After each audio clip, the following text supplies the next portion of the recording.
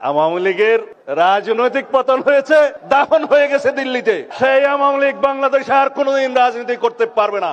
তারা জুলাই যোদ্ধাদেরকে অপরাধী হিসেবে তকমা দিচ্ছে। বাংলাদেশের এই গণ অভ্যুত্থানকে তারা বলছে একটা জঙ্গি তকমা দিচ্ছে।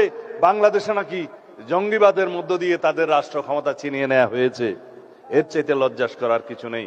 তাদের মধ্যে অনুশোচনাও নেই, তারা দুঃস্বীকারের সেই অবস্থাও তাদের নেই, সেই ইতিহাসেই তাদের নেই। তারা উল্টো বিদেশে বসে বাংলাদেশে এখন নাকি গণতান্ত্রিক সরকারের বিরুদ্ধে বিভিন্ন রকমের ষড়যন্ত্র করছে।